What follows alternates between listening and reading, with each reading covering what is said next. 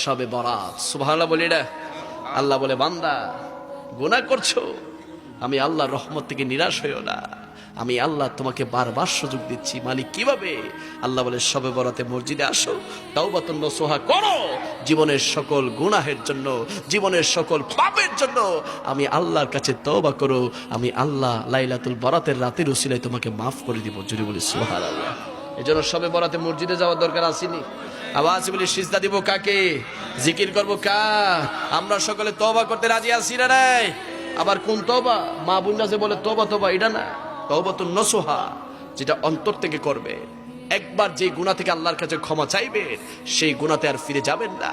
যদি একবার তওবা করেছেন আবার সেই গুনাহ করেন, মনে রাখবেন আপনি আল্লাহর সাথে মশকারি করতেছেন। ঠিক না? যেন আল্লাহর সাথে মশকারি আল্লাহ সহ্য করে না। আল্লাহ বলে, সুযোগ দিয়েছি কাজে লাগাও, সুযোগ দিয়েছি কাজে লাগাও। শবে বরাত তোমাকে দিয়েছি রং তামাশার জন্য নয়, শবে বরাত লাইলাতুল কদর তোমাকে আমি দিয়েছি আমি আল্লাহর দরবারে মাথা ঝুঁকিয়ে তওবা করার জন্য। জোরে বলি সুবহানাল্লাহ। আল্লাহ সুবহানাহু ওয়া তাআলা আমাদের প্রত্যেককে দ্বীনের পথে, ইসলামের পথে সুন্নত মোতাবেক চলার তৌফিক দান করুক। সকলে পড়ে আমিন।